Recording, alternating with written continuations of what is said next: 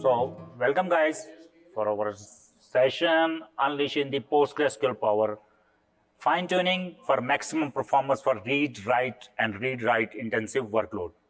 So welcome guys here in Percona Live. So my name is Ibrar Ahmed, and here's my little detail about me. So I'm not going to discuss it anymore. Actually, it's been 25 years now, 24 to 25 years now in software industries. So database performance. It's good. So before going to the tutorial how we use PostgreSQL tune, actually in this session it's quite a 3-hour session. So I want to explain the main how you tune your database. What are the key components of that, like the database performance, the architecture of PostgreSQL, and the PostgreSQL performance tuning, and the Linux kernel tuning. So we are not going to the benchmarking stuff here, but I will guide you how to do the benchmark, just the hands-on to do it's just a one command to do the benchmark in PostgreSQL, but we will not discuss that in detail. So we will only discuss the database performance, architecture, performance tunings, and Linux tuning. So the Postgres architecture. So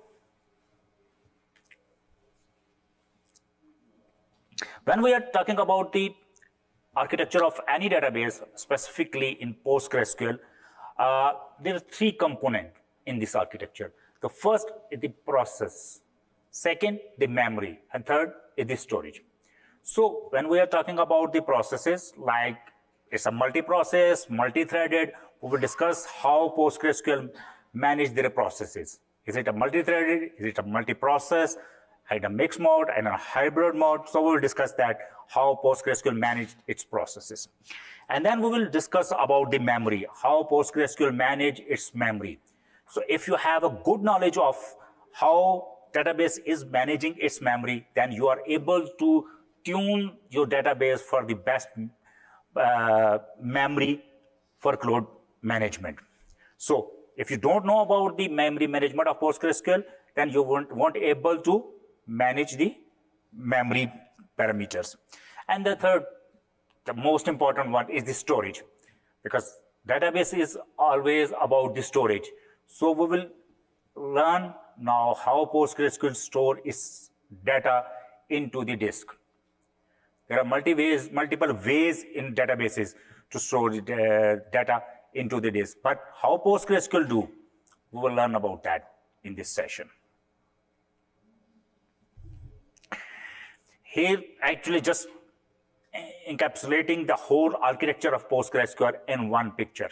So I want to have that in one picture, so I skip many things in that. So put that as maximum possible information in one page to give you the basic understanding of PostgreSQL. So cutting down, okay. Can we shift it a little bit? Because always as a heading is, I think it's okay.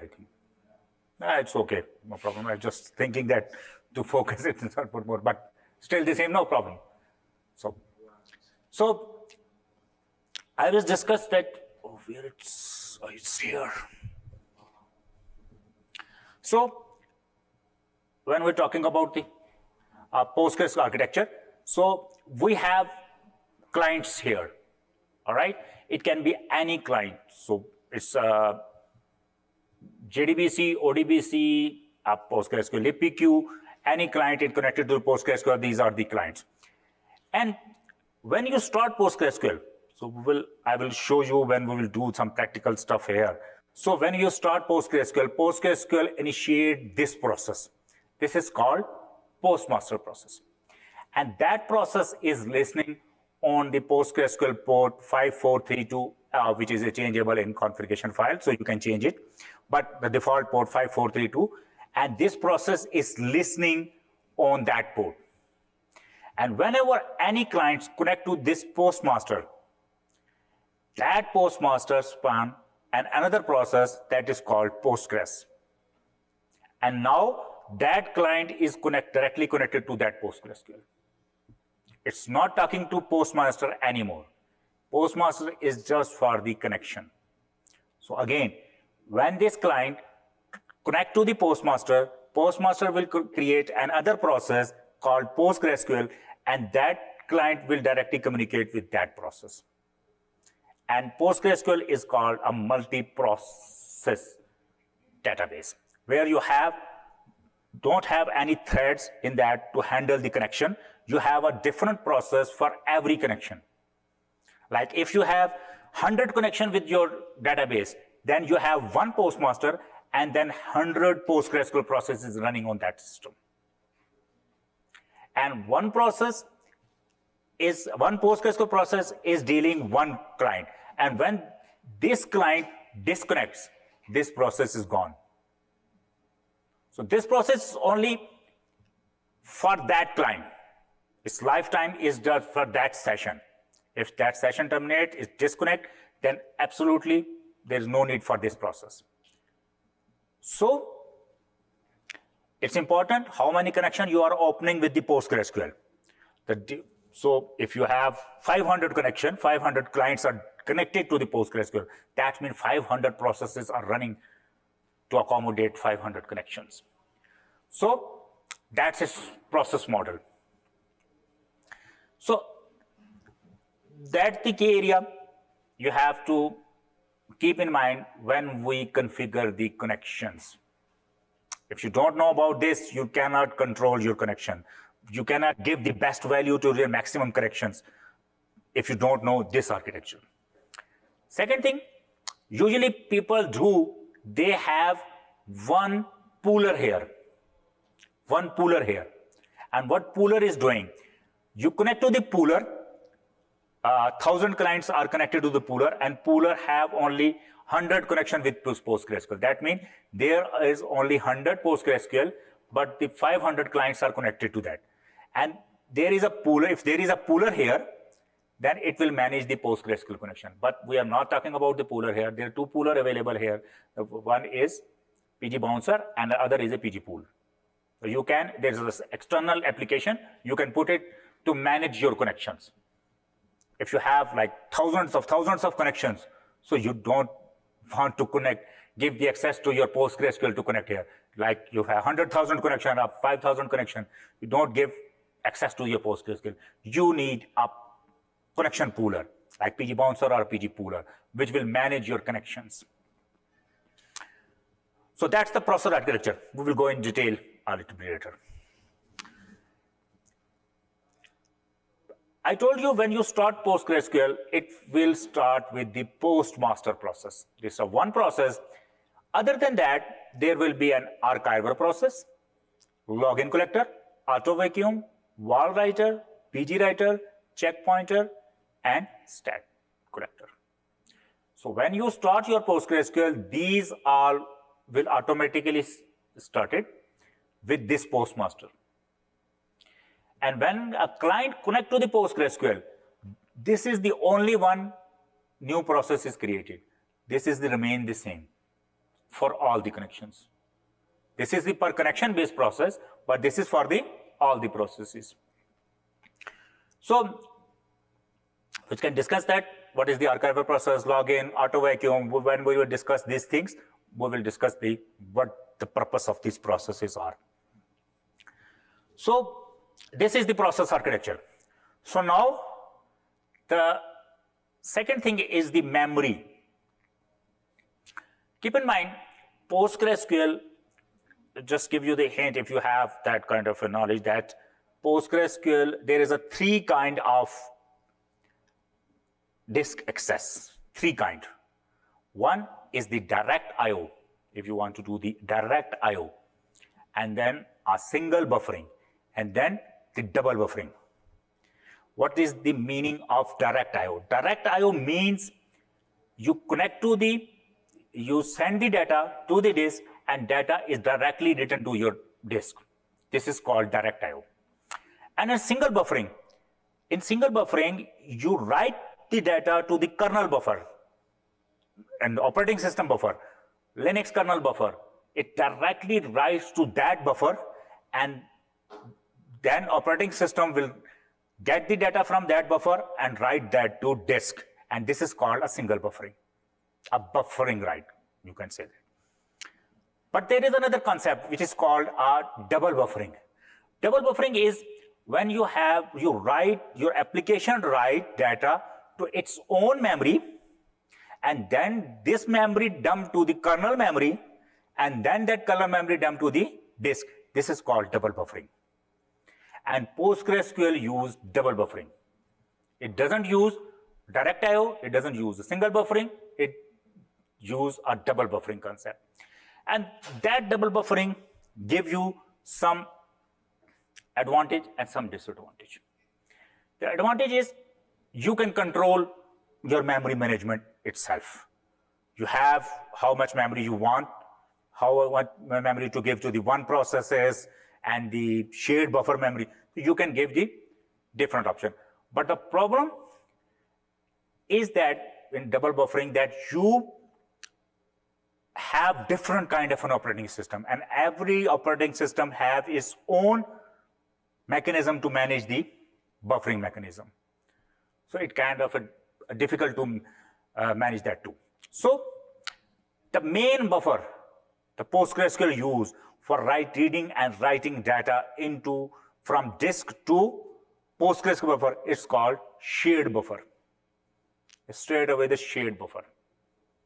So whenever you write some data from table into the table, then this data is in shared buffer and that go to the disk. And coming back from a disk to shared buffer and then your table. So this is the shared buffer.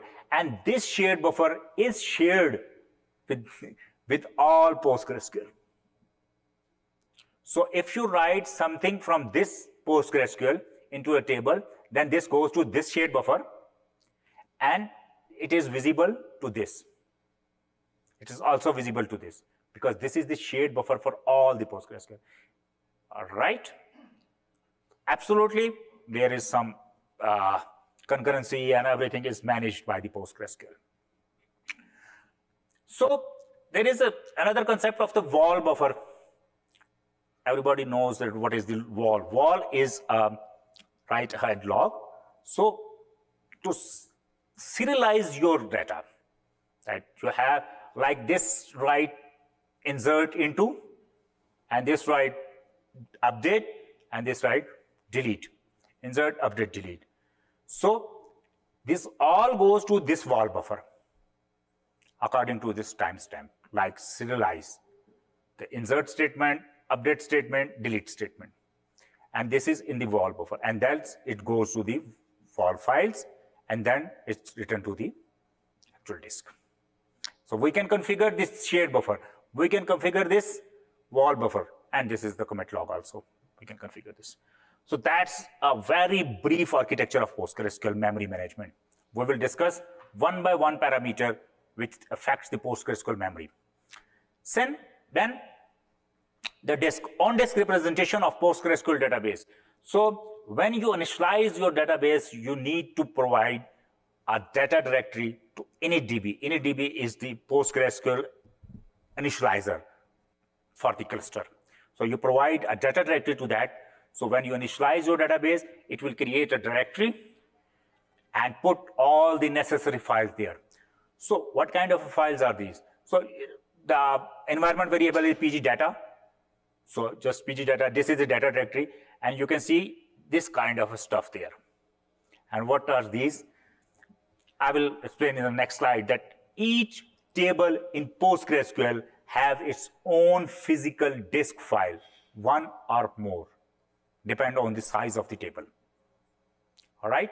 Each table, each index has its own physical file on the disk.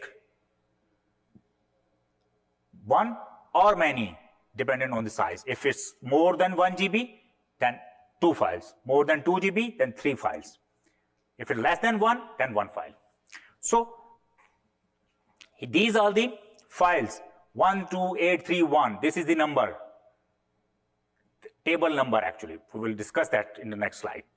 And this is the database number. 1307. 1307. It's a database number. Like your database name is DB, it's associated with the number. It's stored in database. I will let you know how to extract that information. So everything in this database, all the table goes in this directory. If you have a one database named database, its OID is 13007. So every table on that database goes to this directory. All right? And tablespace has a separate space other than the data directory, so you can store your files there when you're creating a table or database. So wall files look like this. It's keep generating the wall files and dumping that files. So we will discuss that, how to manage that. And then the log files, the simple log files.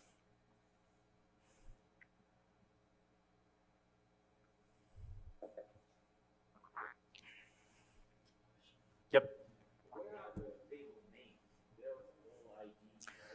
Yeah. Yeah. So next, I'm coming on that point.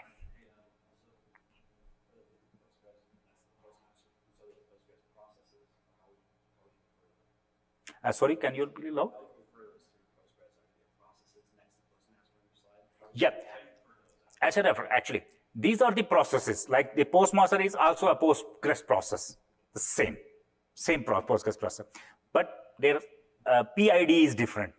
And usually, you can see even the PS and some parameter you give, you can see also the queries it's running.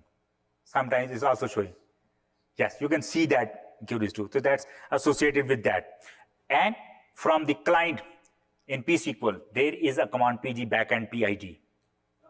Yeah, pg underscore backend underscore PID, a function. There is a function. If you call from that client, it will give you this PostgreSQL PID. Yeah. You are not specifying the client. You are just giving the query to corrected client. You are already connected to this. I mean, it gets the PID. It will give the PID of this. You can just check that PID.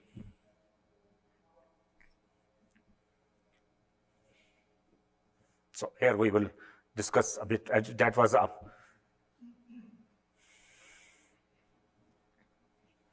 So PostgreSQL processes, we already discussed that there were a Postgres process, and then we have a check pointer, then the background writer, a stat collector, the auto vacuum launcher, and the logical replication.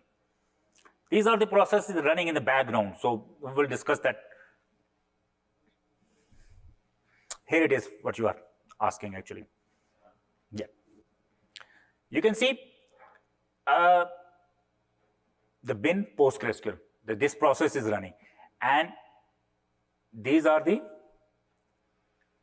3 PSQL. PSQL, you know, everybody knows what is the PSQL. It's a PostgreSQL command line tool to connect to the PostgreSQL, CLI. So I connect to the PostgreSQL, PSQL, PostgreSQL database name. That's the database name. So I'm giving the database name to the CLI to connect to the PostgreSQL database. So I have 3 clients here, all right? And you can see I have 3 clients, and you can see I have 3 PostgreSQL processes. One postmaster. Actually, its name is PostgreSQL, but it's called postmaster. As a Postgres, as a command line, it's a PostgreSQL, but normally it's called a postmaster because it's doing the master. In documentation, it's a master. The old saying that it's a postmaster, but it's still a PostgreSQL process.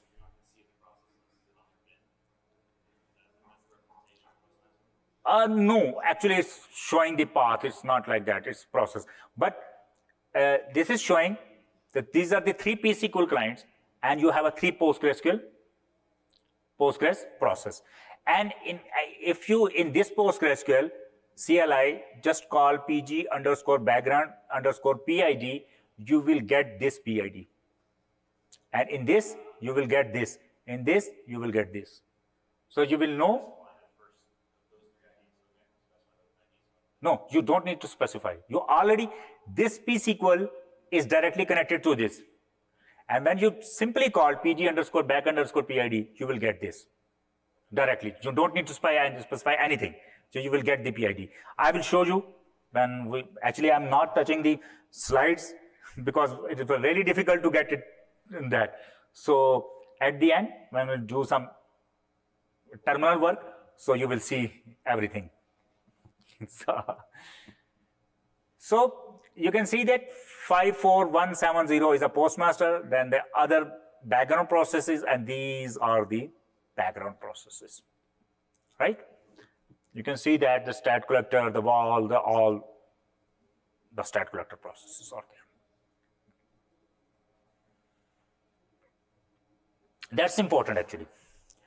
The processes, you don't have much liberation to do the tuning in the processes end, just to control writing up, putting a pooler in there or something like that to control the connections. You can do that. But in this area, you have a very good liberty to manage PostgreSQL, tune PostgreSQL in the memory areas. So here are some parameters we can tune in PostgreSQL. Like, it's just an example. It's many more, like the shared buffer, wall buffer, CLog buffer, maintenance work mem, auto vacuum work mem. It is quite a bit list of the. So I have just put some of that because all these parameters are in PostgreSQL.conf, right? So every parameter is in PostgreSQL.conf configuration file of PostgreSQL.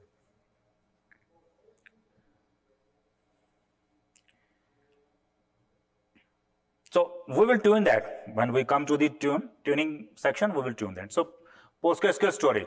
So here is the answer to your everybody's question. That so I created a table admin, right? And this is the actual file name associated with the table admin, and this is the name of the catalog. You can get that. This information that this table is associated with this file is stored in PG class. It's a catalog. It's a catalog where this information is stored.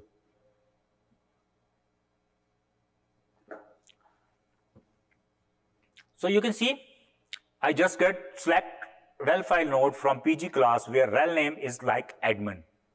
So it will give me the 16384.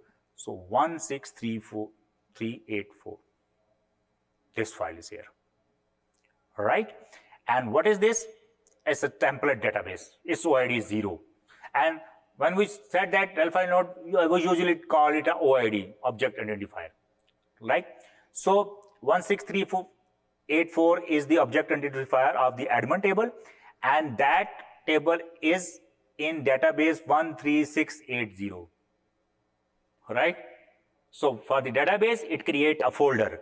For table, it will create a file in that folder.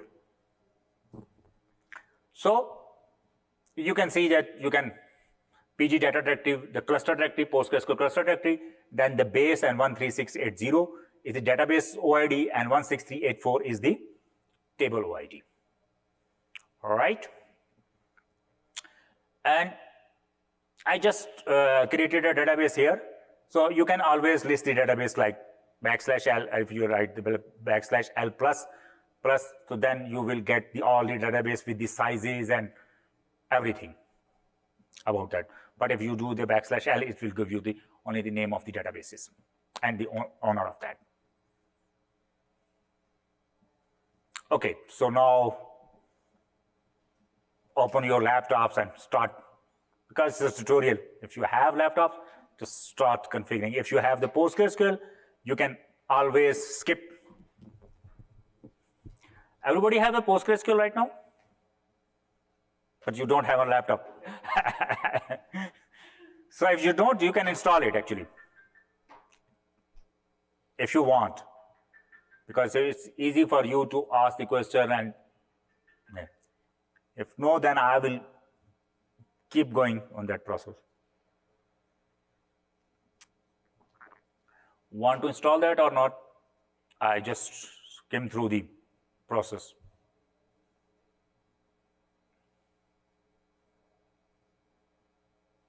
Not installing?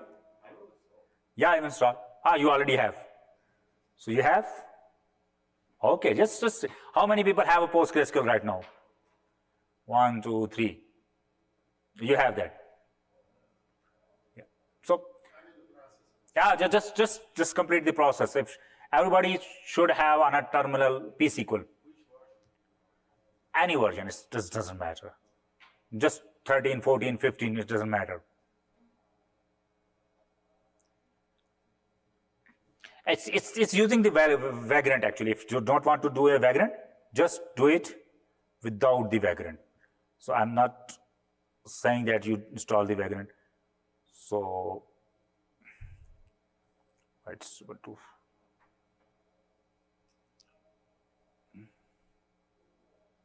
It's just to the login to the VM. Yeah, it's there.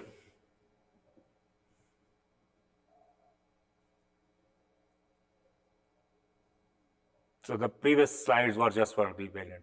Do we have command of Docker for Postgres? Sorry? Do we have Docker image for Postgres? Yeah, Docker image. We have Docker image. If you want to, even Docker image, we have the vagrant image. Vagrant is also available. So Docker, everything is available. But I think I want to have some like this black, not the vagrant.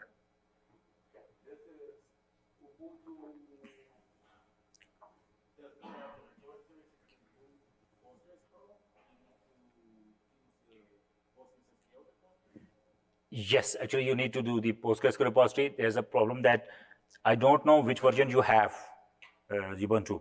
So sometime it will. I believe it's like it is 2022 software has Postgres. Yeah. Probably 18 also. Yep. So for the PostgreSQL 14 or 15, I think you need to add this repository.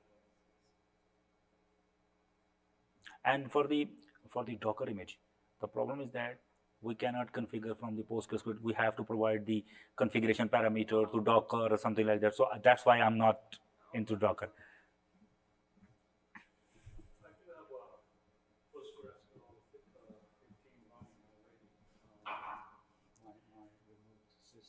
So that's Can I just use that?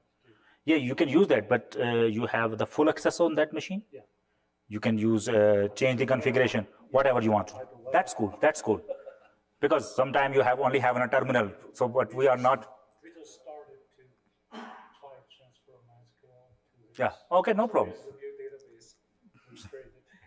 That's cool. That's cool if you have that. So, if you have any problem, so you can ask us.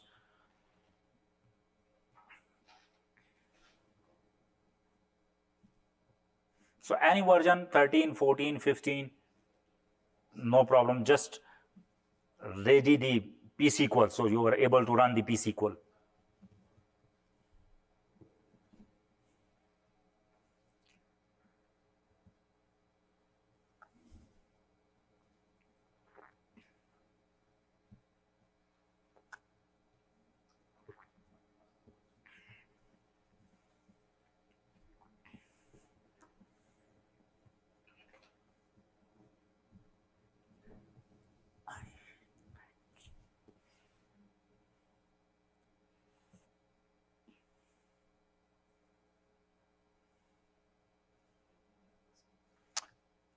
So here you need to add some repository and then into the list and then get that key, update and install the PostgreSQL 14.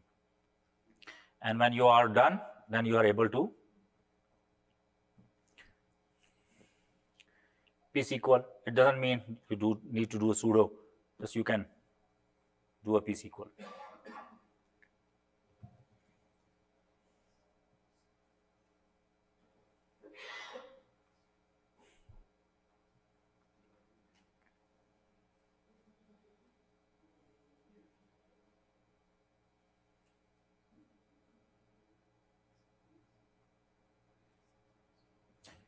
And whoever actually able to run pSQL, just create one database and go to your data directory and check the name of the OID that is present and it create a table and just check that. So I can help on that because to give you the understanding what we have discussed right now. Just create a You know where your PostgreSQL installed? I'm sorry? Where is your data directory? Where's the database? Where is your database? That's on the server. Over here. No, actually the data directory, you initialize your database. Oh.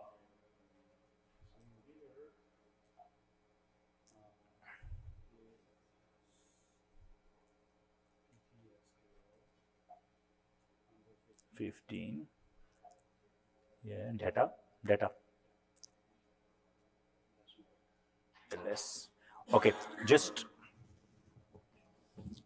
go to the base. ls and create another database. Connect to the PostgreSQL. Create another database. Do it. Okay.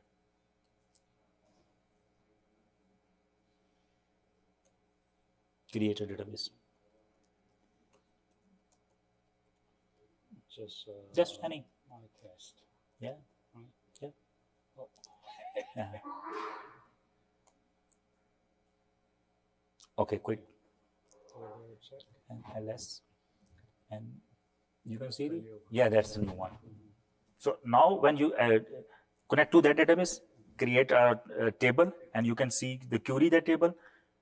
Go to that PSQL. Okay, no, not database, test database. You have to connect to the not our database, test, my test.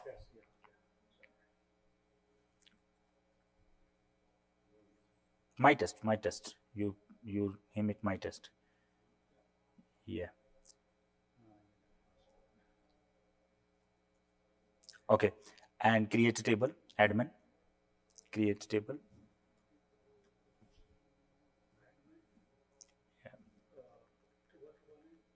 Yeah. Table was any admin.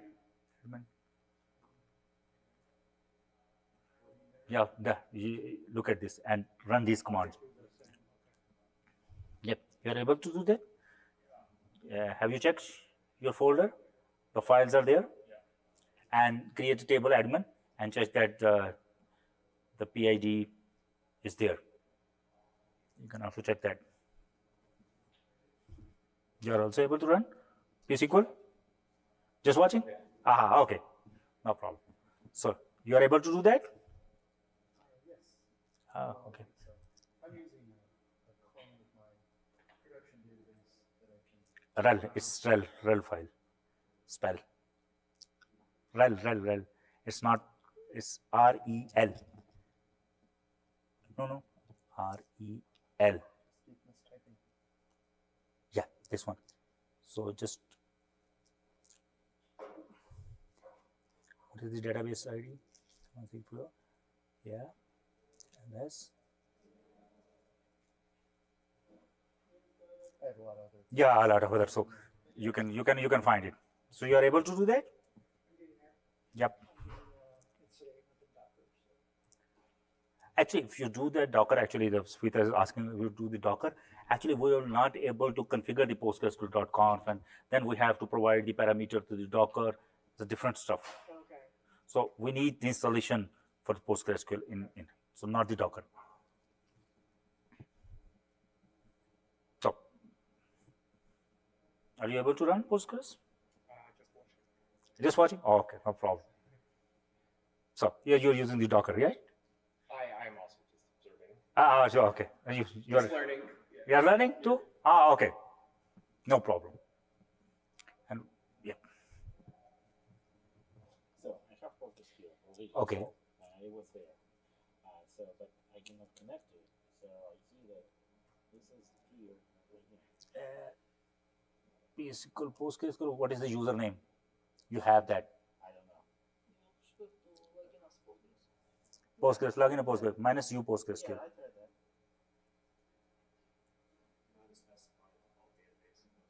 Yes, I did that. Peer authentication failed for the user PostgreSQL. So So I have it here. So should I change it to? a trust, just put a trust there. Just put a trust there. No, actually the user does not exist. Authentication failed. You're going to just put the trust there. The Postgres database is there, just put the trust. For the peer authentication, you need to have PLD, something like that. So, okay.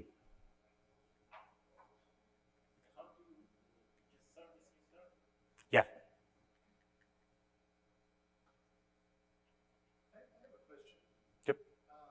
I avoided using the virtual machines because I've got one of the new Macs with the Apple hardware in it, and I heard that virtual machines don't run.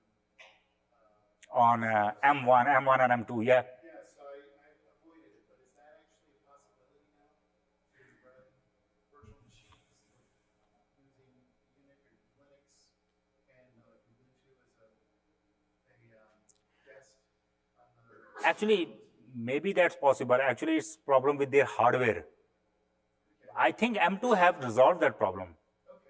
It's for the problem in the M1. Sweeta, I also remember.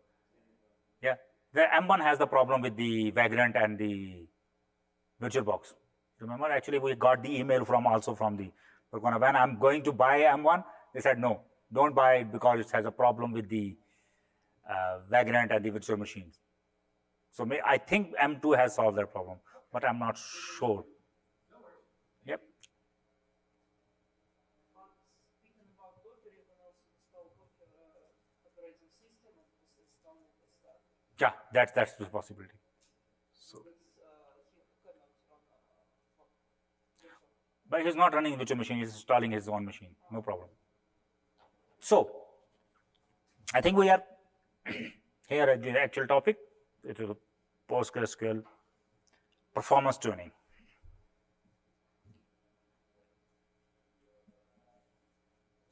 So, we will discuss the tuning parameter, what tuning parameter PostgreSQL have, and then we will discuss slightly the Postgres indexes because it's important to discuss the indexes for the performance, and then we will do some the query analysis, and then we will discuss about the monitoring. So here the partitioning is another stuff that we are not discussing here about the partitioning.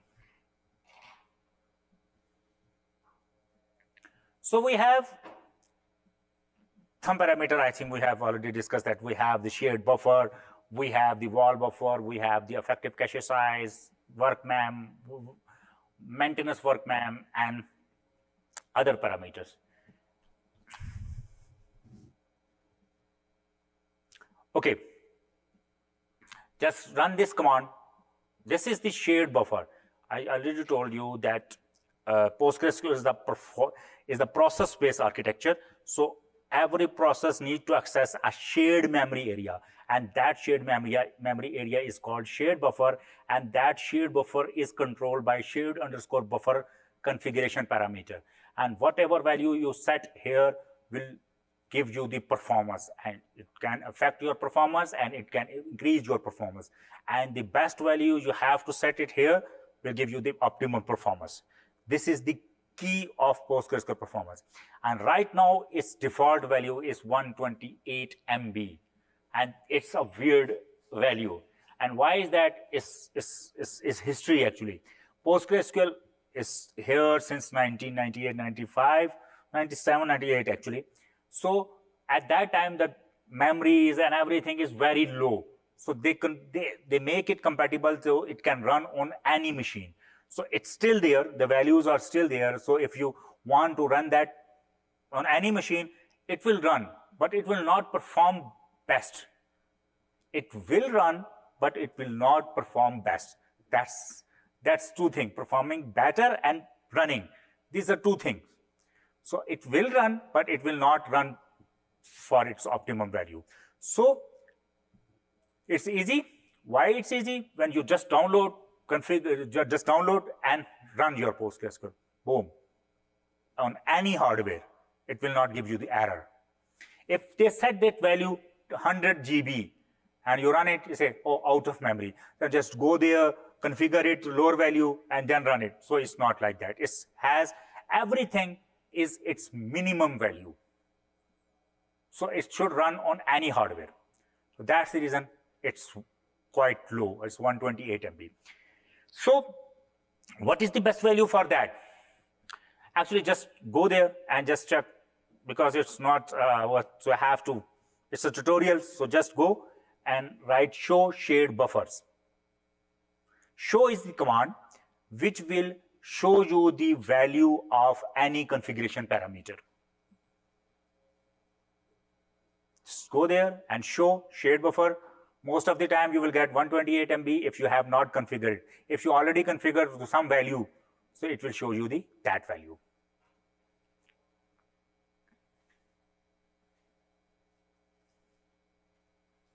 Got it? How much is this? 32, because you changed it actually. You changed it to 32 gigabyte actually. So I think everybody was able to do that. Yeah, I'm coming from that point, because if I like, I will continue with that in the pace of just the presentation. It will end in 1 hour. So it's a tutorial, so I have to keep engaging people to check it out. So otherwise, I will keep talking, and it's 1.5 hours, it's all done. But it's an interactive session. You have to contribute in that too. So if you do that, it will give you the practice to how you can learn things.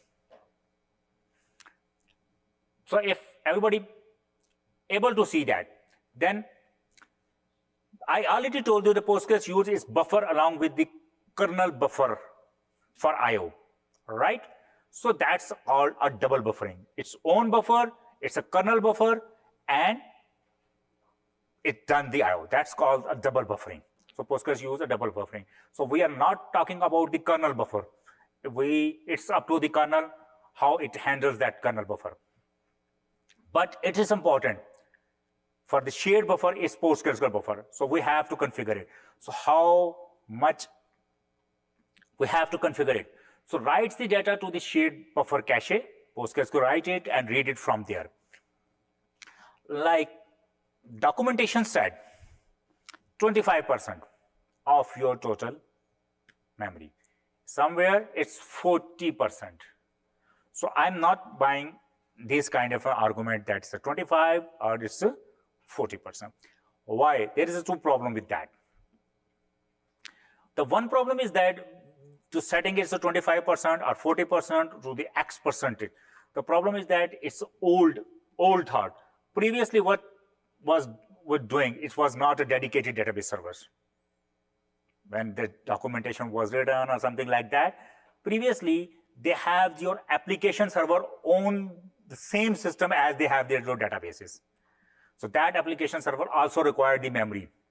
So usually they said 25% on the shared buffer and 10 to 20% to the rest of the database and the 50% for the application server.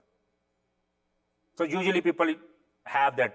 But if you have a dedicated database computer, then you can set a much bigger value for that. And how bigger is the better? There's again two things. First thing, you have to check your workload. If your total database, like if you have 100 GB, your system has 100 GB, and your whole database size, active workload is 30 GB. So if you set it to 30 GB, or if you set that to 60 GB, no performance gain. The same performance is same. Because your whole active workload, it can fit into 30 GB. So 31 GB, 32 GB, 60 GB, there is no use of more than 30 GB. Because already fit in memory. Everything is in memory. So setting that other 40 GB, 50 GB, it doesn't make sense. That's the one point. If that's not the case, if you set that value quite high, like 60 GB, 70 GB, 80 GB, and it's working fine, that's good. Performance is good, absolutely fine. But there is a problem. And there is a killer exists in your system. It is called OOM, out of memory killer. Right? So when you set that a very high value for that, there are other parameters in PostgreSQL that requires memory too. If you set that to, like, if you have 100 GB and you set that to the 80 GB and the other parameter required 21 GB, crash. The system will crash. So you have to be careful how much you giving to the shared buffer.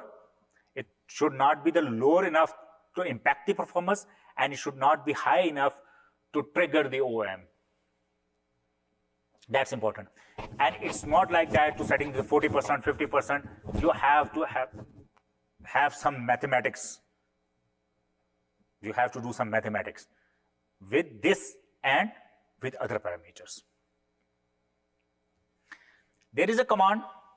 There is I also want to give you that a shared buffer. Show is the command where shared buffer, any configuration parameter is called a GUC. So any GUC or configuration parameter, you can see the value of that. So for these values, there are multiple kind of parameters. Like one parameter which you cannot set that value here. That required restart. Some parameter required restart. You can set this value here. Alter system. You can run the alter system shared buffer is equal to something, but it will not take any effect. You have to restart your system. System mean PostgreSQL, not the operating system.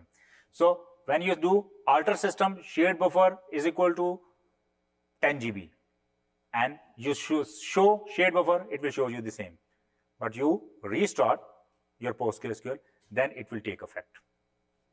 All right? And this parameter is cluster-wide parameter.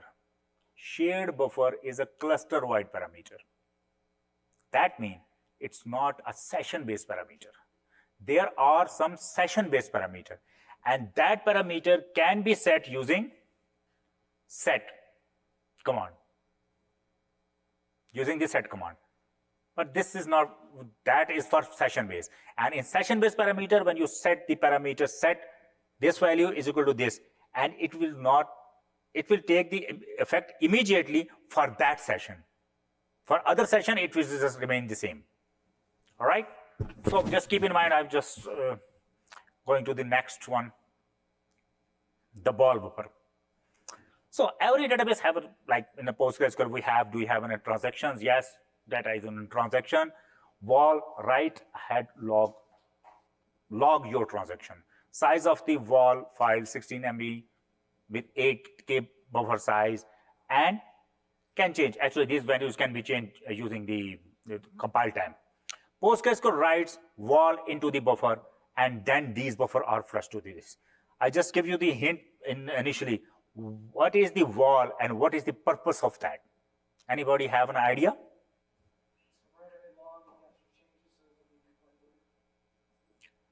That's the one thing. That's the one thing that it can be replayed later. But now for what now? Our application is again the secondary thing. Like replayed later is the secondary thing. Replication, secondary. What is the purpose of, if I don't have to reapply, I don't have a replication, what is the purpose? Write to disk, you can write without the wall. Recovery is the, if I'm not crashing, then these are their secondary tasks. The major thing which we want to achieve is the serialization, serially executing the values. Like if you have a one process, it have a insert, update, delete, and everybody is doing their job and put this value into the disk file. What is the final value? What is the final value?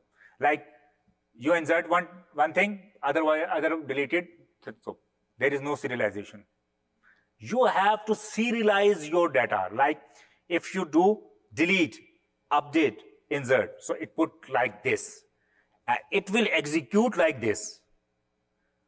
Which comes first, goes first. Like even multi-process, it's a multi-process. If every process goes in and write directly to the disk file, it won't work. You have to be work to be serialized, because there is a transactions.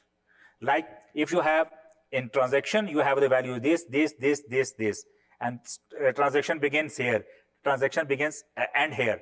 And if you said roll back, then these serialized values flush away. Rollback is happening. If everything is concurrently, actually continuous, you can say that parallelly attack to the one disk, and you said that rollback, how it will roll back? The value is jungled. So you have to be serialized. So that's why when you replay, when you say the word replay, these are the serialized values are there. That insert statement, update statement, delete statement, they are all in the wall. So when you replay, these values again replayed. So that's, and for replication, you send that to wall to the another computer and set that replay, and that serialized value is replayed. But these are their secondary tasks. And the crash, when the crash happen, you have a save point here, and you can set that replay, and that serialized file is start replaying, insert, update, delete. That's the same command you have issued. You issued the. Fair. I have one question. Yeah. So you're saying that the wall is not primary, the wall's goal, primary goal is not for durability? I thought that It's there. It's there. Actually, yeah, there's no durability. Absolutely no. I'm saying that durability is also the part of the database. How is we actually there is no marker, sir. I can explain that. If you have, like if you have one statement here, insert in the table, insert here, and you have another process parallelly, which is deleting some statement, and here you are updating some statement, and you have no serialization in that. If delete happen before insert, it will not delete anything.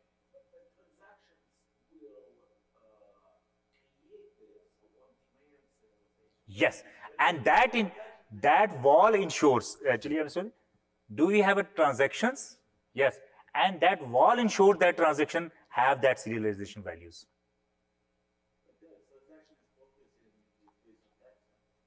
Sorry? it's based on the timestamp already. Yeah, it's timestamp.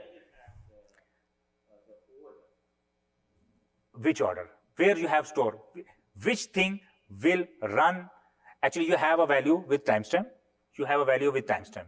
There should be some process which will execute these value based on that timestamp. You have that? It should be there. And that's the wall process. And it is getting that value from the wall. The information is there, but you need something to execute that information. So you have the serialization values and you execute that. And these information put into the file, then first in the wall buffer, and then it's a file. So the current show wall buffer size is 4 MB. Maybe it's same, just show wall buffers. It will show you the other value. You can change it. Yeah, you have 16. Yeah, you already have the configured system, so you already have that bigger value for that. One more thing. Actually, when I'm saying that wall primary %, it doesn't mean it's initially it was for the serialization, but it's a durability, replication. These are without wall, it's not possible. Even the logical replication in PostgreSQL also work on that. So this is the second, this is the third parameter. So I can sit one. So this is the third parameter. In PostgreSQL, remember that when you configure shared buffer and you restart your PostgreSQL, your memory is gone to PostgreSQL. That PostgreSQL will consume your memory immediately. All right? If you have 100 GB and you set shared buffer is equal to 40 GB, then your 40 GB gone. You cannot use that memory in another application. It's immediately get that information. There are other parameters which you set that, but PostgreSQL will not get that memory unless it's required.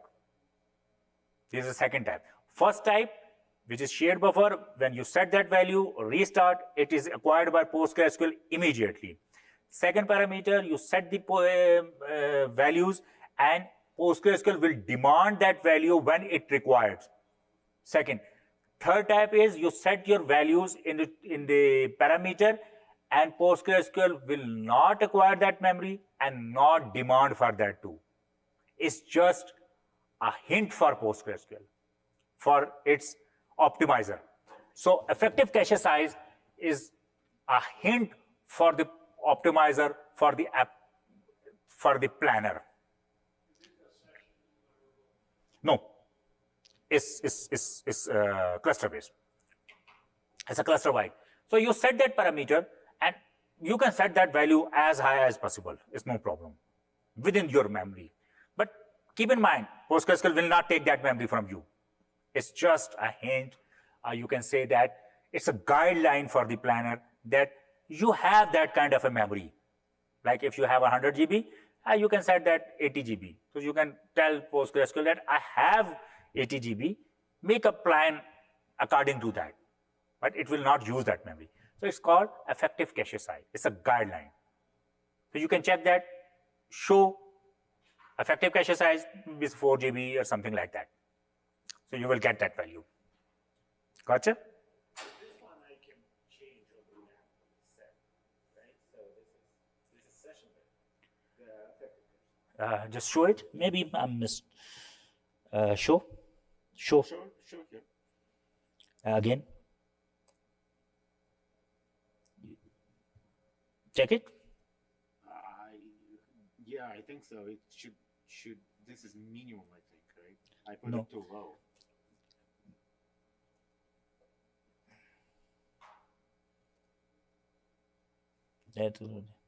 Yeah, maybe. I will check it. I will check it. It's interesting. I set it to 10 megabytes, and it give me 7.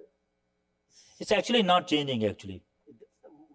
This is weird. I don't know what this is. 78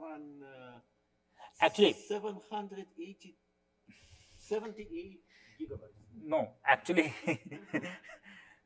keep in mind that values, when you're setting this value, you have to check it's in KB, it's MB. Just go to the postgresql.conf in KB, and then you have to multiply 1024, not 1000. I think that his question is why it's so high number. So it's supposed to. Yeah, actually, just check in postgresql.conf that effective cache size in MB, KB are in bytes. Then you have to multiply using the G. You can write in GB, write in MB, write 10 MB. No, it's quotes. In quotes, single quotes. Yeah, in single quote.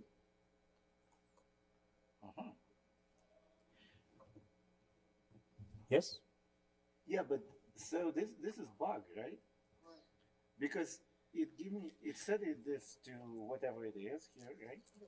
10,000. Yeah, sure. And then it says MB, so it converted the zeros to MB. No, actually it's not. Alex, please copy paste here. This Yeah. number. This? Yes, copy paste. Yeah, here. Sweeta got me what I'm saying. Yes. 1024.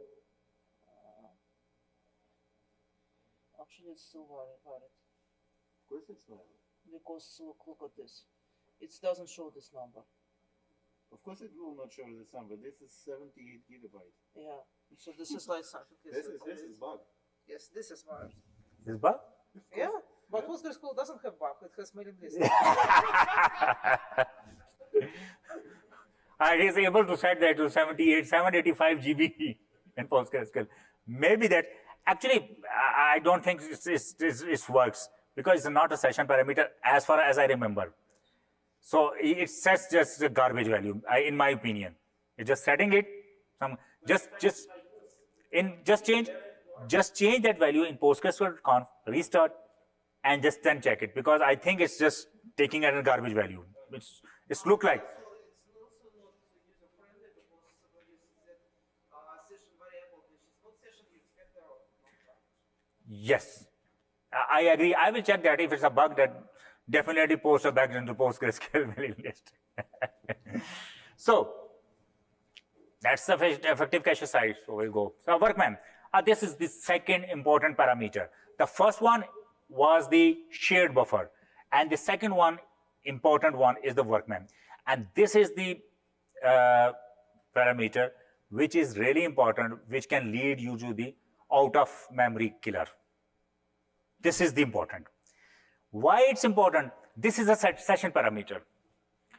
This is the session parameter, and if you set that to 1 GB, for example, and if you have 100 clients doing sorting, then 100 multiplied by 1 GB memory is required.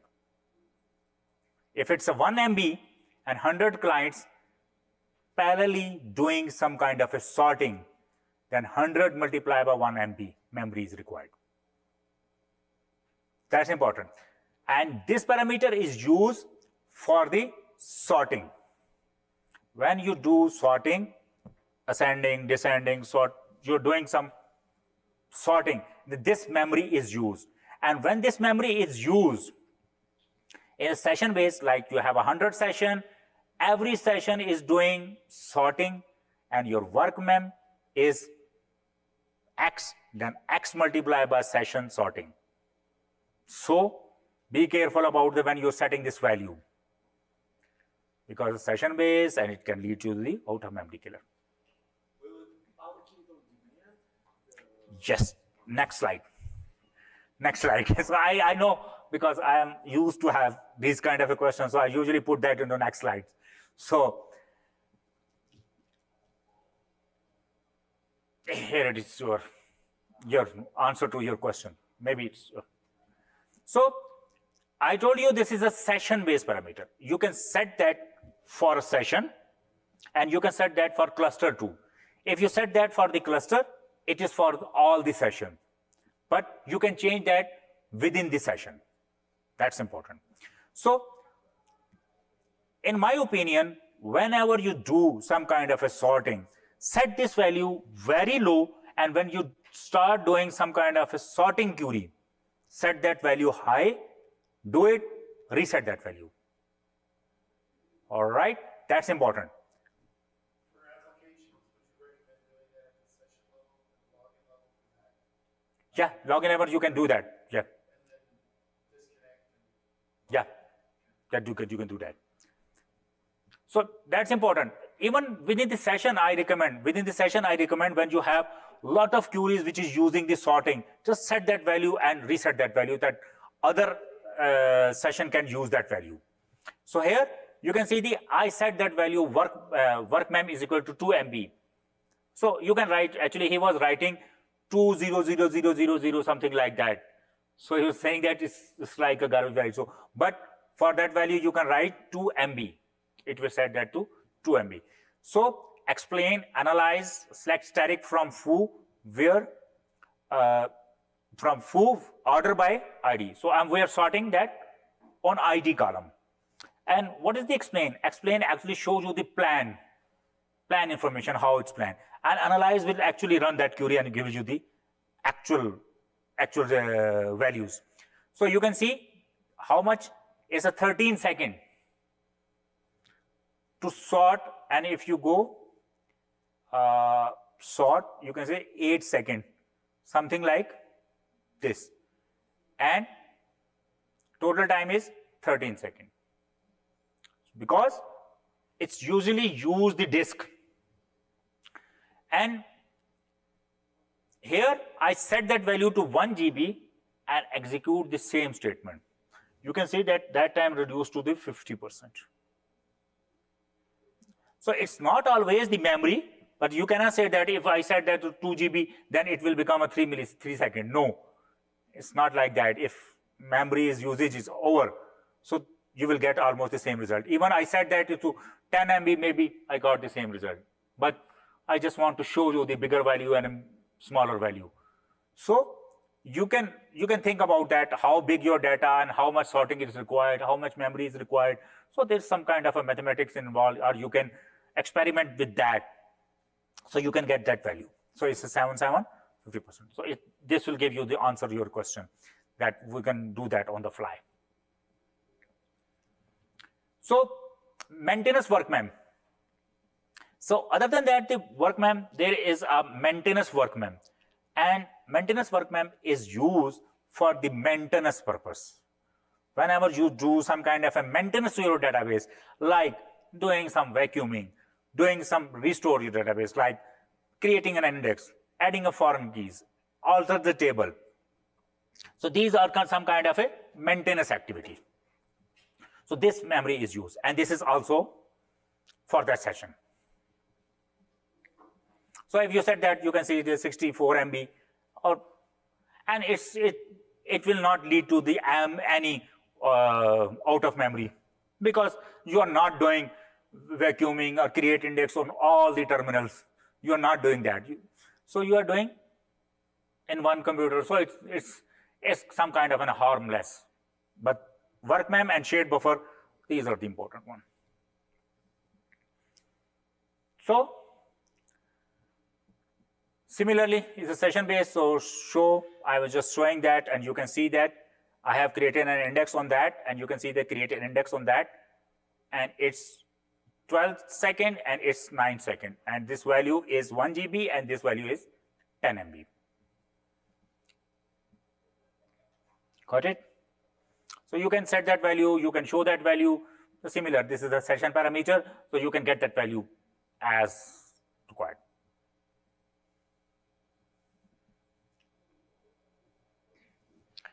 Synchronous commit. This is used to enforce that the commit will wait for val to be written on disk before returning a success status to the client. All right. This is when you commit and synchronous commit is on. So your client will get the notification that success status when it's actually written to the disk. Then you will get your prompt back with success status. And if this is false, it will give you the value, but it will perform that disk operation later. Not later, doing that actually right now, but it will give you the success status. And it's not success, it's saying it's in process, but you assume that it's done. It's called a synchronous and asynchronous concept. And usually it's similar, like you write to the buffer in the disk, you write to the buffer and you got the success status, the data is written. But actually it's in a buffer, it's not actually on the disk, but you still have that information, the data is written. So this kind of stuff. So what is the trade-off between in this? If your synchronous commit is on, then your data is more reliable, but performance hit. There is a performance hit. Because if you write data and wait the data to be written actually to the disk, then you can write the next statement. That's the problem. Because it slows down your process. If you just send the data and send another data without waiting, and at the end you get the confirmation status, that's good. But if you just wait, it's a slow down the process. So it's a trade-off. You need the reliability or the performance. And the synchronous commit doesn't introduce the risk of corruption, while is really bad, just some risk of data loss. It's just risk of data loss. Right? Yes. Yeah. It's not crash, you can say that. Like if your disk is corrupted, it's crashed also. When you write your data and it's not unable to write to the disk, what's the problem? Disk is corrupted, disk is full. So in any case, it's loss of data.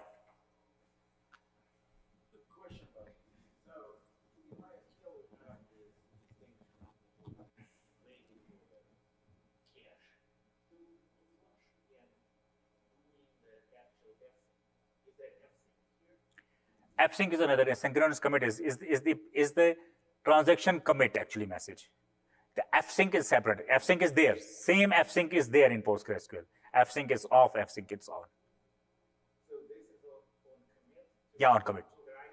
Yeah. The use is that commit will wait. Commit. Right? You send insert. You send update. You send this, and you said put commit, and data is actually in processing into writing. Yeah. Like it's not like the disk. It's like if you actually there should be some marker. You got it? Yeah, you write insert into from one another table. You send this statement, right? And this data is continuously written on the disk. And you write something, do something, and you write commit. And this is still in progress. This thing is process. If synchronized commit is off, then it will say, okay, commit is done. Commit is done, but it's still writing. It's writing. Yeah, it's writing the wall. So like in case if it's like file system cache, it's still writing to file system cache. Yes. And we are not speaking about anything yet. Absolutely. So if a synchronous commit on, then it will stuck here. If synchronous commit is on, then we will stuck in commit till all the processes in that is finished.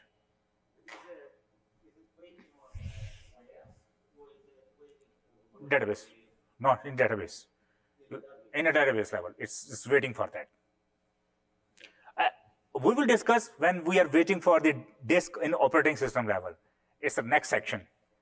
So we will do that too. But in this, it's in database level. We are waiting for that. Checkpoint. So we are writing data into the wall, buffers, and everything. So there should be one checkpoint. When we need a checkpoint, PostgreSQL write changes into wall. The checkpoint process flush the data into the data files. So we already discussed that we have a data files. Each table index has its own file. And we already discussed that we have a wall. So every information is going insert, update, delete. Everything is going into the wall. So there should be some time that these wall information goes to the disk files. So when this information goes to the disk, and this is called the checkpoint. So checkpoint timeout. So you just put checkpoint timeout. It's like 1 hour, after 1 hour, 1 day, 1 week, 1 month, 1 minute. You can set to the any value, but it's a trade-off. If that value is too low, then the performance hit. That's you continuously getting that data from a wall to put that into the disk. You continuously getting data from walls. If it's too high, frequency is too high, it hits the performance. But if this value is too wide, like 1 month, 2 months, and your database crash, so recovery time will be very long, because it has to recover from that day. It has to replay. This is what saying. He has to replay the replay since last month. If it's like you have a checkpoint 1 hourly, so performance impact is there that after 1 hour, you are writing from wall to this, wall to this, wall to this. But if your database crash, then it has to replay your walls from last hour. Got it? It will run your wall from last hour. So it will replay your walls. But if your checkpoint is 1 month, so then it's crashed, then it has to go to the previous month to replay your walls. So it's a trade-off. So what usually people do, people usually have that over the weekends. Like they're doing everything on the week because the active time, and sometimes they have put that checkpoint time weekend or off-peak hours. If they want to do that daily, then they usually do that on off-peak hours. Like if they have office hours in 8 o'clock to 9 o'clock, they usually do that in late hours to set the checkpoint. Wall to the disk files.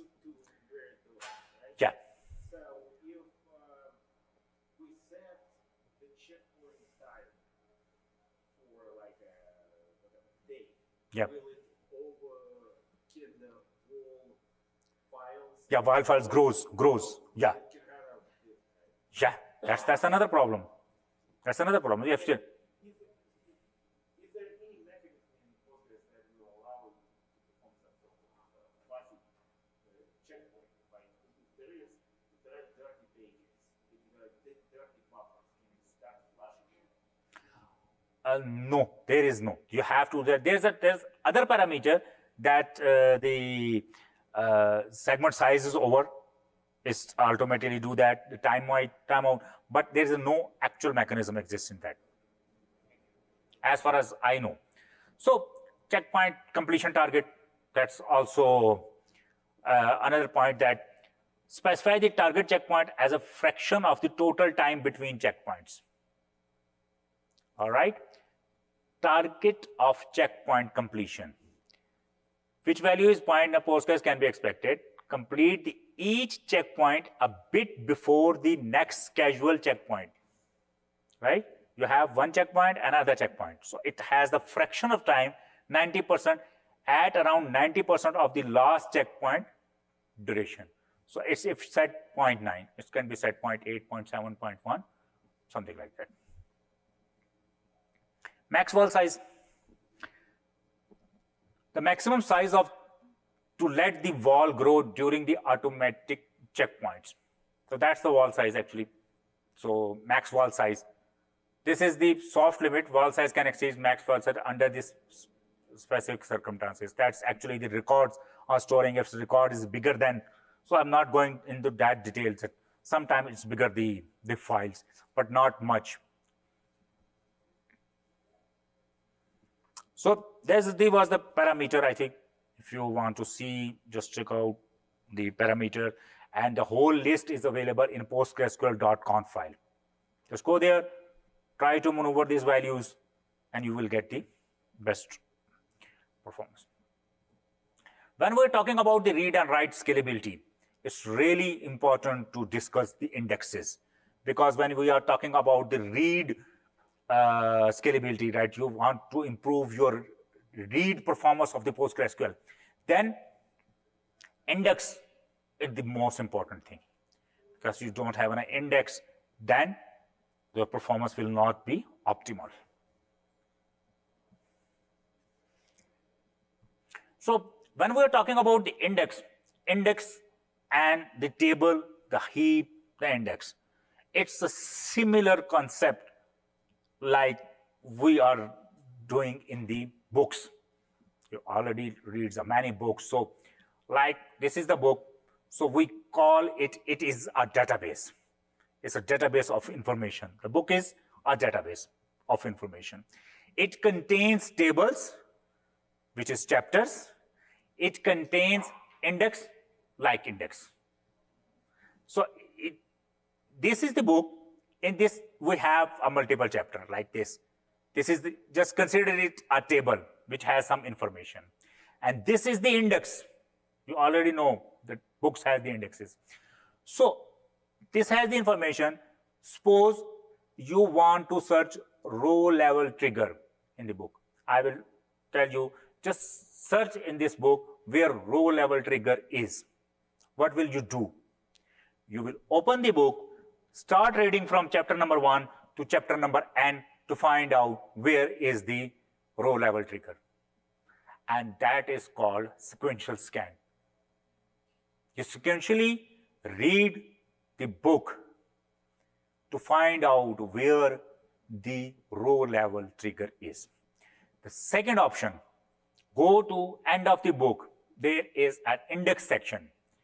Just go to R, then row level trigger, and then 87 number page, and you can go 87 number page and you can find the row level trigger there.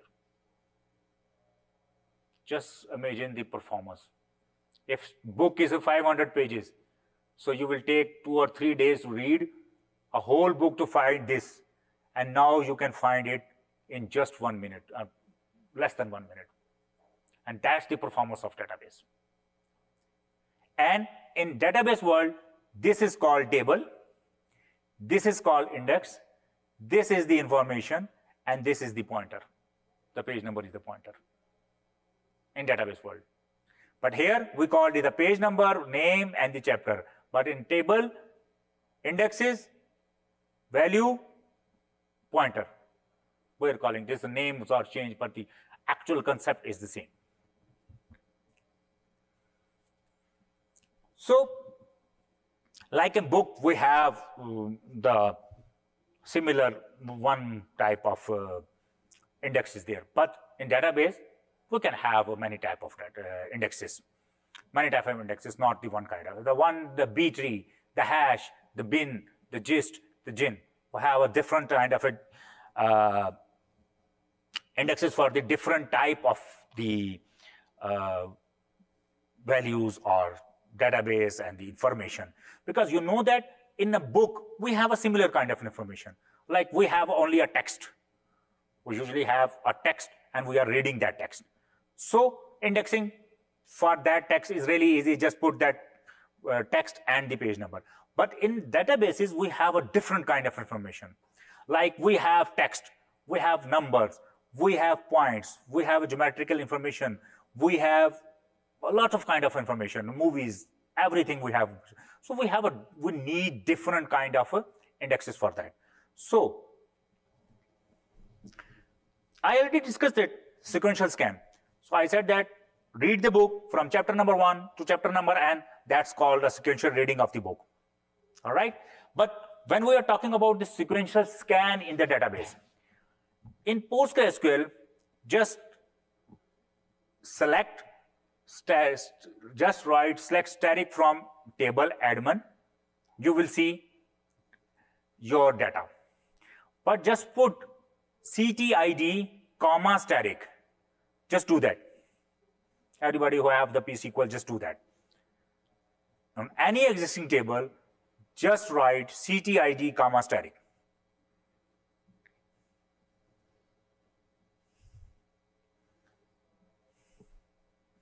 From admin. Yep. Just put some data, ID, name, and DT. So you will see and one extra column which is not part of your table, and you cannot insert, delete, update that information. And that is a location of your row within that file. You remember that I told you every table, every index has its own physical file. And your row has the information where your row is in that file. And that information is stored in this column. It's called ctid. It is automatically added to your column. And you can see that value. You got it? You got it? Let's look at that. Okay. So, how you locate that your row in the table? I told you that every table, every index has its own file, and that information is stored in 8K pages or blocks. Data is stored in a file in 8K block or pages. Okay? And the first value is the page or the block number. All right? File name. Okay, where is the file name? Can you tell me, anybody? In which file we are looking? Yeah, we already did that in second or third slide. We already checked PG class where rel file node is. We just query the rel PG class, find the rel file node, you will find the file, and in that file you will see one mean block number, 1, 0 mean offset, the record. Okay, so, sorry, it's just a typo. Just not to 16. It's Question about offset. If I understood second block on the right side, and it should be like not 0 offset, but something different. okay. I will tell you. Actually, it's 8. Sorry, I will correct it. No. I 1, 0. 1 mean block number 0 is here. One mean block number, not block. Block number 1. Block number 1. So block number 1 is here. Yes, and 0 is offset. But from what I'm seeing on the slide, offset shouldn't be 0. Offset is 0. That means it's a first. It's not, actually it's from end to top. Okay. It's not from 1 to 2. Actually it's a reverse. So Charlie is 0 and Benjamin and Saki. Yeah. That's actually, it's in a block, the information is stored from end to top. It's not top to bottom. Yeah, I will tell you. Yeah, like it's a 16. Sorry, I will correct it. Just take it in 8. So go to 1. 1. 1. 1 is the block number, right? You can see. And 0 is the index. And you can find the. So what I get is a 0, comma 1. 0, comma 1, 3. This one. Yeah. Block 0 and offset is 1. This one. This is 0. This is 0. This is 1. This is 2. I have put it. You can see the color. That's why I colored it. See that? You can see that? The 1 is here.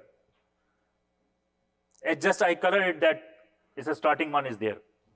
Yeah. So sequential scan. We are talking about the sequential scan. Let's do this sequential scan. Let's find where the ID is equal to 8. I will give you the task. Find where ID is equal to 8. There is no index. All right? There is no index. What will you do? You will go here.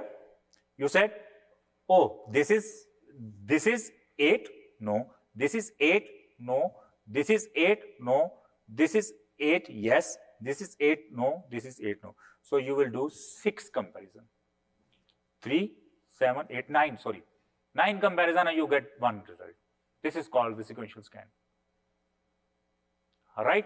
This information is there, but you cannot get that information that this is, you can get this information, but you cannot get that this 8 is there. You don't know about that. So you will know now.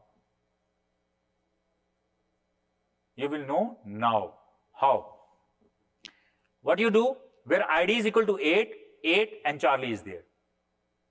Okay, this is the information. So let's do a sequential scan. Okay, let's do this. This is 8, no. This is 8, no. This is 8, no. This is 8, yes. This is 8, no. This is 8, no. How many comparison? 9. Result is 1. Why 9? 1, 2, 3, 4, 5. Oh, sorry. 1, 2, 3, 4, 5, 6. Sorry, why I am saying 9. I'm stupid enough. Nobody's. Thanks to sweet. It's 6. So 6. Yeah, it's 6. 6 comparison. All right. So if I store this information like this, how many comparison? This is a B tree index. I created an index and it's called a B tree, balance tree. So 8. 8 is less than 9? Yes, 1. 8 is less than 9? Yes. 8 is equal to 8? Yes. That's it. 3 comparison.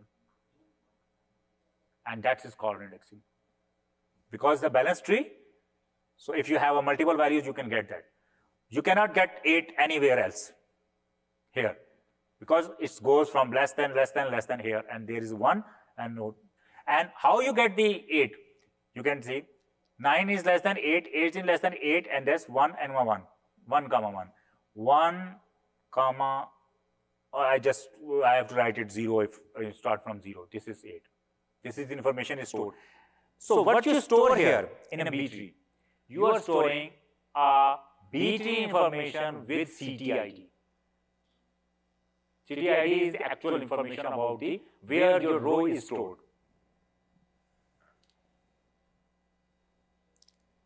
The hash index. The hash index. In the hash index, the same concept, but it will not store your information in a B tree. It will run a hash function on your information and basis on that hash, it will store the hash and the value. Hash and the CTID. This is the hash, this is the CTID. Same CTID, first is the block number or page number, second is the offset. And it stored the hashes. These are the hashes. So, this is used for only the equality operator. So, you cannot use that for the less than equal to, no. You have to be right equal to. Like, if you want to David, calculate the hash of David, directly hash is there, information is 1, 1, go 1, 1, value is there, right? So, hash is directly. B tree is used for greater than, less than equal to, greater than equal to, for anything. B tree, and B tree is the default index for PostgreSQL. When you create an index, it will create a B tree index. For the hash, you have to specify create index this using hash. So you have to specify. I think, can we have a 5-minute break? Just grab some coffee and water. So I'm also a bit tired.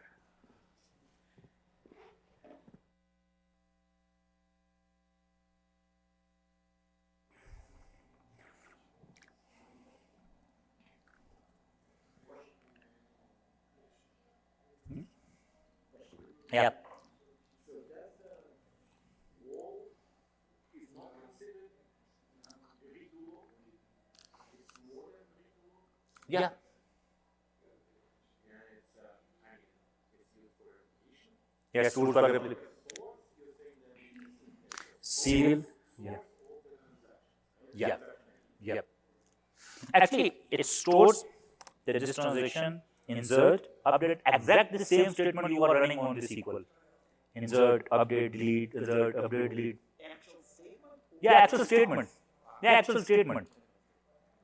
And it has some kind of a block information, timestamp, other stuff is also there.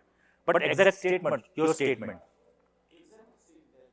Do we have the ball with functions that is non-deterministic? For example, if I create some sort of UUID, UUID will always. So if I report the user with the UUID, I report it as SE or SINS. Then I have a Actually, it divides that statement. I said that exactly doesn't mean the exact statement. It has, like if you write the select static from that, it will not store the select static from that. It will store select the target columns, the this values and this values. So it has something, you can read it sometime, but it's not exactly this text. So another interesting topic is Linux training. Actually, it should kind of the operating system training, you can say that. But we are talking about the Linux here. So we will think about the PostgreSQL and the Linux box.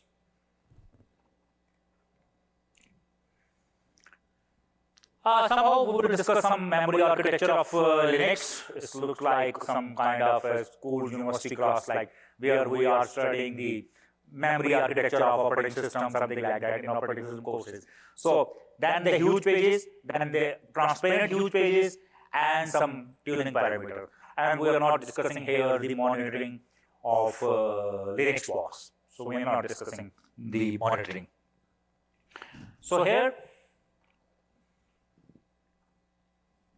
input and output handling. Now previously we discussed that three kind of IOs available: direct IO, buffered IO, and double buffering. So we already discussed that PostgreSQL use double buffering. One buffering is in PostgreSQL and second buffering is in Linux box. So Linux has its own buffering mechanism. So we are using that. So PostgreSQL believes that the operating system kernel knows much better about storage and IO scheduling. So they are not doing their direct IO, they are just putting that into the kernel buffer and let kernel do rest of his job. They think that kernel knows its buffer much better than PostgreSQL.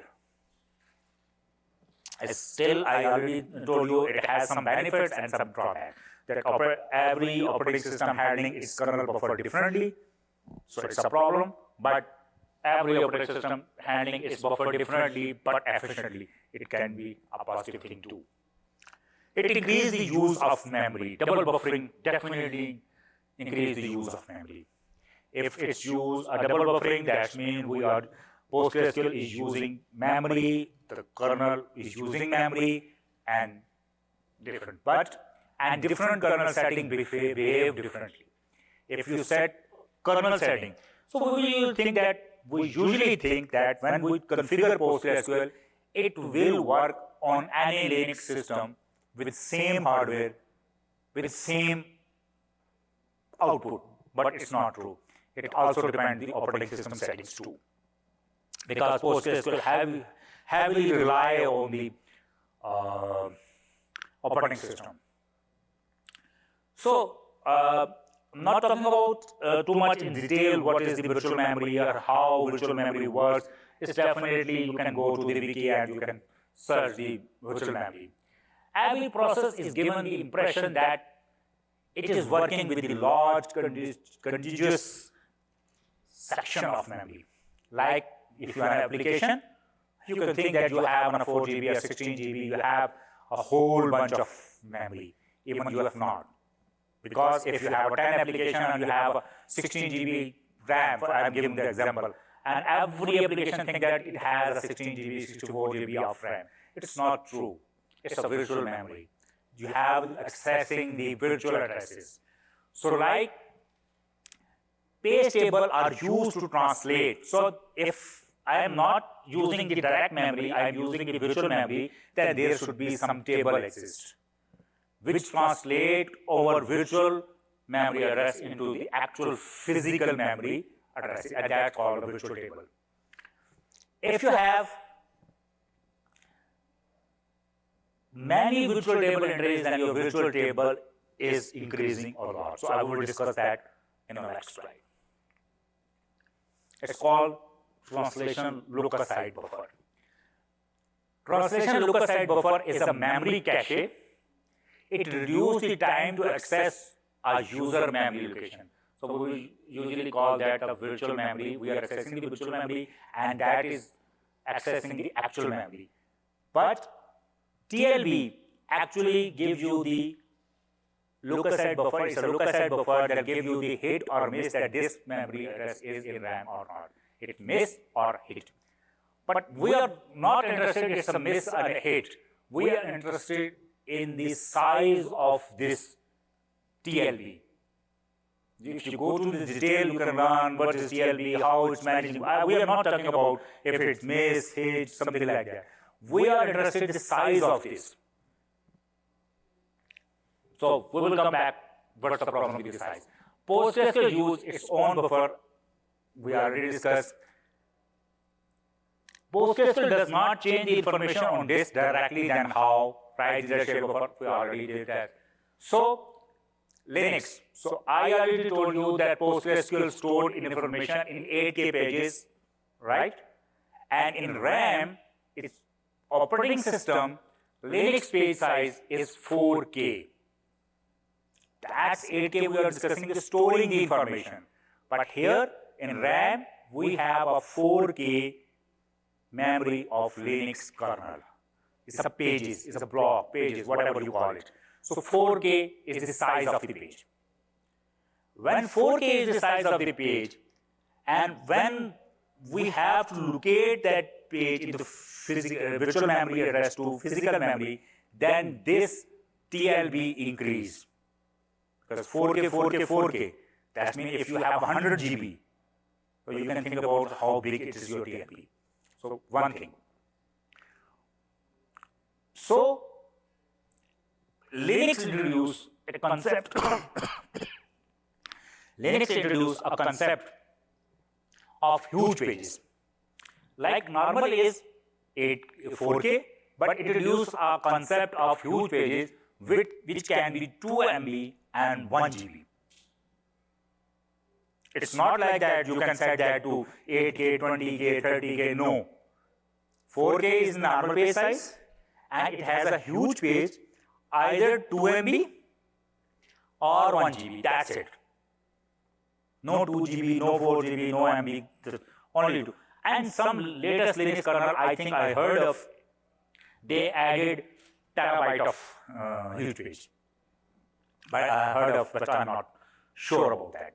But there is a 2 more size. Like we have now 4K along with 2M or 1 GB. It's not like that we have a 2 MB and 1 GB. No, we have 4K and 2 MB or 1 GB. It's all in between. But and in this. All right. So, and this huge page is called a classic huge pages. Classic huge pages are 2 MB or 1 GB. Here's the information. You can always cat proc minimum info, and you can see the huge page size is 2048 KB. That's 2 MB, right? So right now in that system, huge page size is 2 MB, and so you can change the number, how much huge pages you have. Using this SSTR, you have 256, right? Any value you can change that. So you got the idea that Linux has a 4K pages, and due to sizes of TLB and something like that, they have introduced another huge page, classic huge page, and that is 2 MB or 1 GB. And you can configure that. We will see that how to do that. So how to change the size of huge page in Linux kernel? You can go to grub and you can change the 1 GB. Huge page size and default huge page size in 1 GB, and update your grub, restart, and you are done. And when you check that, it will show you that huge page size is 1 GB.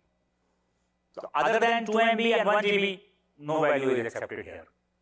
Don't go that I can set that to 4 GB, 5 GB. No, only 1 GB and 2 MB is acceptable. So why it's important for PostgreSQL? So I'm discussing it quite long that it's huge pages, something like that. It's why it's important. Actually, huge pages is not automatically used in any application. You have to use huge pages in your application. Got it? Like the 4K memory, you are using that when you are running your application, it automatically 4K pages are used, right? But in huge pages, that is not used automatically. You have to write code in your code to use the huge pages. And PostgreSQL did that. PostgreSQL explicitly add the support of huge pages. And how to turn it on? There is a parameter in PostgreSQL.com that is called huge page. All right? And default is try. And what does try mean?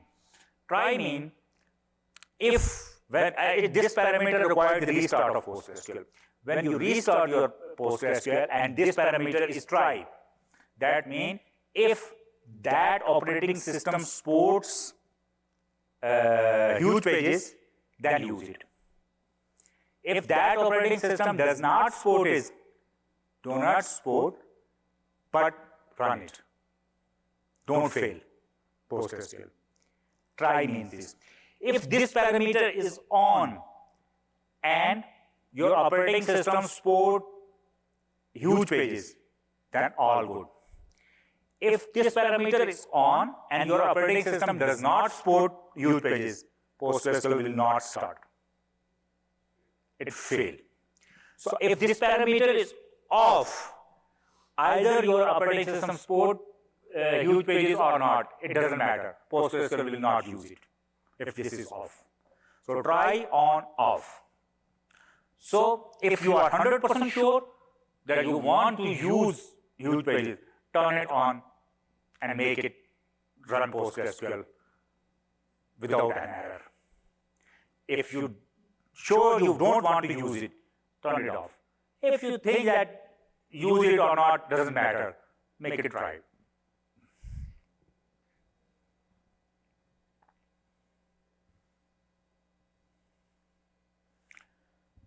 So it's very important. Huge pages will give you a really good performance boost. I myself did a benchmark on that, and huge pages give you the really good performance boost, specifically in OLAP. OLAP of architecture, you have really good performance of huge pages. Later, of Linux operating system, people think that every application need to write some code to use the huge pages. Why not make it transparent? That every application, like using the memory like 4K pages, they can also use the huge pages. So in the later version, they have introduced a transparent huge pages, where you don't need to write code to enable, disable, or use your huge pages. And that is called transparent huge pages. It's really good. Transparently allocate them to process when there is a fit, like there is a fit of data into your huge page, it automatically use that huge page. So, but there is a problem. Not problem, but in an application, Linux gave a really good boost in application using the huge pages, transparent huge pages. Because some applications were not using the huge pages, but transparent huge pages, they automatically start using that, so it will give you a really good boost. But the problem occurs. In database environment, it's not good. It's not like a classic huge page, it can be a different sizes, and database does not like a different sizes pages. That's the problem. Database like the same kind of pages, like in classic huge pages. If it's a 2 MB or 1 GB, but it's always 2 MB or 1 GB. It's not like that once 1 GB, 2 GB, 4 GB, 2 M, 8 M. No, it doesn't like. So database does not like transparent huge pages because of its different sizes. So I read a different, I did myself did a benchmark, and I have not seen any performance benefit of transparent huge pages. Even minor degradation in performance I have seen. That's my point. I did a MySQL blog, a MongoDB blog, and even the Oracle blog, disabled transparent huge pages for the database. I have a different blog. I'm not sure about the authenticity, but I read the blogs where explicitly saying disable your transparent huge pages for the databases. So there is a mechanism where you disable your huge pages, transparent huge pages, sorry. So you go to the grab anon huge, and it will give you the size of that, and then root, and then disable it at runtime. Echo never, transparent huge pages, enable, echo never, transparent huge pages, defrag. It will do that on the current session, and at the boot time, just write grub command and default is equal to transparent huge pages is never. Not even the off, it's never. So just disable it. So we don't need that transparent huge. But it's not for all the application. Maybe your application is using that transparent pages and performing better. For the database, specifically, I can tell you about the PostgreSQL. You will not get the benefit for the transparent pages. Just disable it.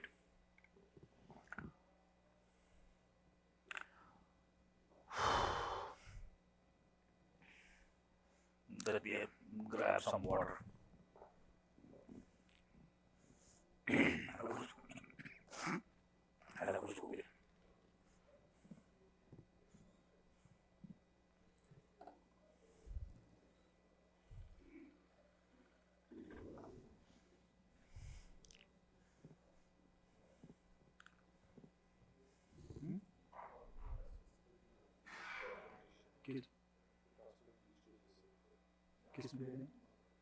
काय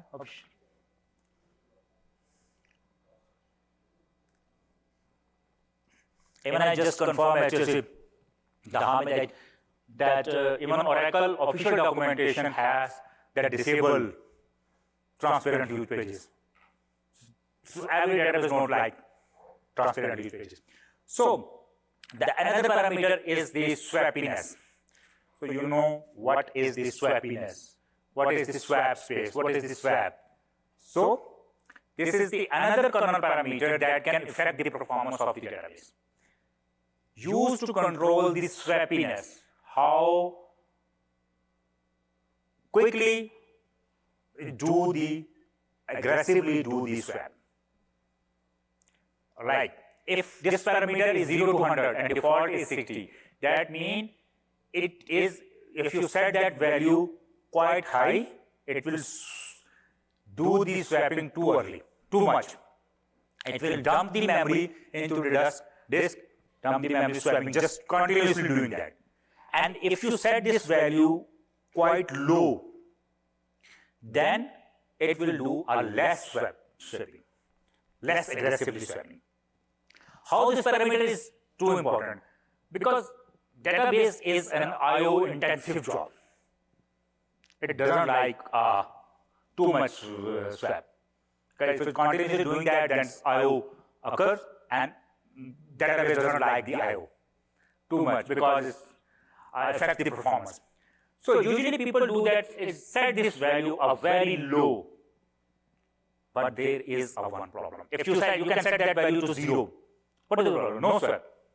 But what will happen if this value is 0 and there is no memory left? If there is no memory left, you have to swap, but this parameter is 0, your kernel crash. Right? This is panic mode. Right? So don't set this value very low, but not that very low that when it's required, it's nothing it can do. Like set this value 1, 2. It's when memory is required and you have to do this swapping, it will slow down the system, but it will not crash. It will not crash, but slow down. It will not do the aggressively swapping, but at least it can swap, so it will avoid the crash. So you need to avoid the crash. But if you set that value 0, then it cannot swap, so it will crash. So be careful about that.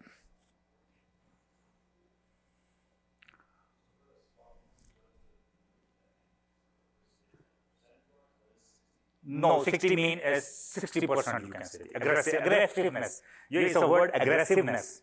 60% aggressive. It says 0 to 100. That means 100 means too much aggressiveness. Actually, it's not. It's not exact percentage or something like that. Yes, this number 0 to 100. You set that value. So 0 means nothing, no swappiness. 100 means 100% do the swapping all the time. So that means nothing will be in memory. Everything will be dumped when it's 100.